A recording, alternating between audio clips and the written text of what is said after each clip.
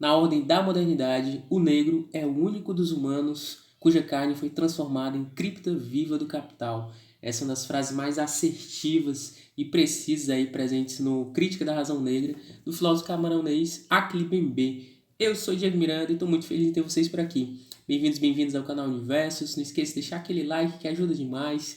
Claro, se inscrevam, ativem as notificações, escolhem na primeira opção todas e dê aquela maratonada básica. Este é um quadro Explicando Autores, que sai às segundas-feiras, às 18 horas. A playlist deste quadro vai aparecer no final do vídeo. E não custa nada pedir para vocês também maratonarem as outras playlists do canal. Resenha de livros, de filmes, o quadro de conversas, o Minutos Filosóficos e tantos outros vídeos que tem presentes aqui no canal Universos. Dê uma passeada para ajudar esse canal a se aproximar da monetização. Também não custa nada falar um pouco sobre esse quadro Explicando Autores, que ele nasce, inclusive, para dar um pouco mais de vazão, tempo de vídeo, ao que é dito lá no Minutos Filosóficos, que sai aos domingos às 17 horas. Então, a sequência dos autores e autoras que passaram pelo Minutos Filosóficos estão sendo passadas aqui no Explicando Autores, que é um quadro que tem sido bem recebido pelos inscritos, pelas inscritas e bem sugerido aí pelo YouTube. Gente, vamos conversar aqui sobre o Akli Bembe, né, esse filósofo camaronês aí, um dos pensadores mais importantes da atualidade, uma das referências na negritude. É um autor que tem pensado aí a crítica à modernidade, proposto um anúncio desde o ponto de vista, a partir do ponto de vista da negritude, né? Tem duas ideias que eu gostaria de pensar aqui com vocês e elaborar um pouco e conversar sobre o Akli Bembe. A primeira ideia é a ideia de necropolítica, né? É uma das ideias centrais da obra do Akli Bembe, um dos pontos fortes e altos aí do pensamento dele, de crítica do pensamento moderno, dessa política de regulação dos corpos e de anúncio de um tipo de razão que seja transgressora, essa modernidade racional e europeizada, eurocentrada. A ideia de necropolítica, não custa nada lembrar, na verdade é uma grande influência do pensamento Foucaultiano, e aí eu estou pensando especificamente na ideia de biopolítica. Então, necropolítica é uma releitura da biopolítica Foucaultiana, porque é uma concepção de Estado e de administração da vida que defende, ou na verdade afirma, a posição de conceitos como de Estado, de administração, de direito constitucional, que nada mais são do que novas ou diferentes formas contemporâneas de regular a vida dos cidadãos. Os súditos lá do século XVI e XVII, contemporaneamente hoje, seriam aquelas pessoas ligadas aos estados pelo vínculo da nacionalidade, né? E aqui a necropolítica seria a política da morte, aquela política que decide de forma direta ou indireta aqueles que podem viver e aqueles que devem morrer. Para o Akli Bembe, invariavelmente essa decisão passa por critérios que negam, que excluem, subalternizam aqueles que já são negados, excluídos, subalternizados historicamente. Negros e negras, mulheres, imigrantes e tantas outras categorias que estão no lugar ali da subhumanidade, da negação, do não ser, do obscurantismo, no sentido negativo, vamos dizer assim. E o Akli Bembe coloca bem essa perspectiva de que a política da modernidade é uma necropolítica. E esse é um conceito central do ensaio dele aqui, que eu vou ler para vocês, até para exemplificar, porque o Akli Bembe não foge da explicitação dessa ideia de necropolítica. Para ele, a experiência, né, o fenômeno da escravidão, é uma forma exemplar de necropolítica, de regular e de determinar quem vai viver e quem vai morrer dentro de um estado, de um território específico. Ouçam bem.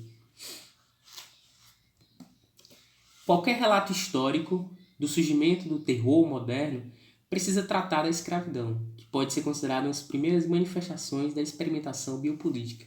E aqui a ideia de terror, de horror, que inclusive está presente em escritos literários, está lá no Coração das Trevas, do Joseph Conrad, que já foi resenhado aqui no canal, vou deixar nos cards aí para vocês conferirem. É bem presente, né? Como se a figura do negro fosse essa coisa horripilante, fantasmagórica, fabulosa e mística. Em muitos aspectos, a própria estrutura do sistema de plantation e suas consequências manifesta a figura emblemática e paradoxal do estado de exceção. Aqui, essa figura é paradoxal por duas razões.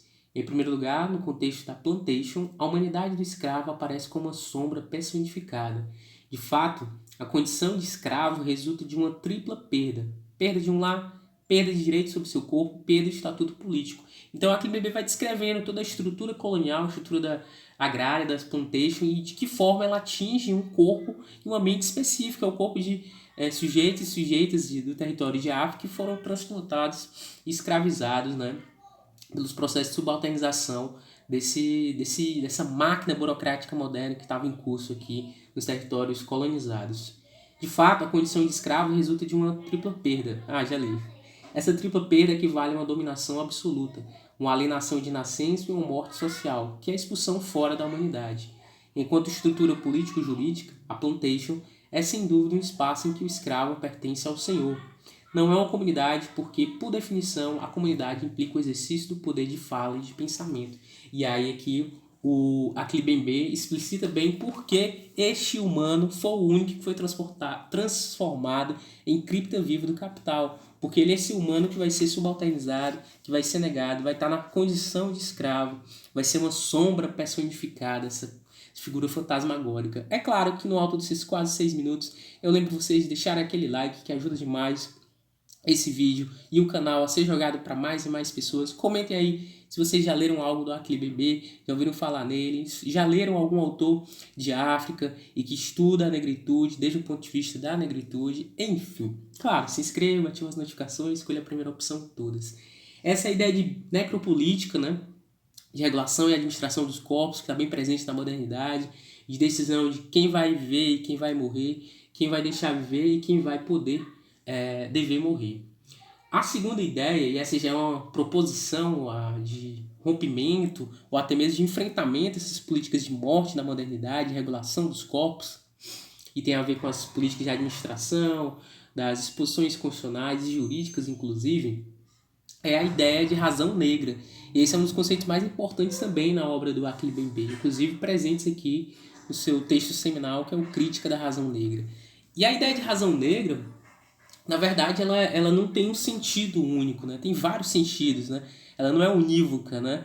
Ela tem diversas concepções. A ideia de razão negra pode ser até uma perspectiva negativa, como uma sombra, uma fábula, uma coisa do horror, do misticismo, negativo, das sombras, no sentido do não ser e da negação daquilo que configura o existente. A razão negra pode ser nesse sentido, ou a razão negra pode ser colocada, segundo o Akli-Bembe, no sentido mais propositivo, no sentido da anunciação, no sentido de uma luz que lança um olhar para enxergar as fissuras da modernidade, as fissuras desse olhar eurocentrado. E aí dialogando inclusive com a Denise Ferreira da Silva, que já esteve aqui nesse quadro explicando autores, essa luz negra que é propositiva e enxerga as fissuras da modernidade. E é nessa perspectiva que a gente gostaria de conversar aqui sobre o pensamento do Akli-Bembe. Eu vou ler um fragmento aqui do Crítica da Razão Negra, quando ele fala sobre esse olhar da razão negra, né?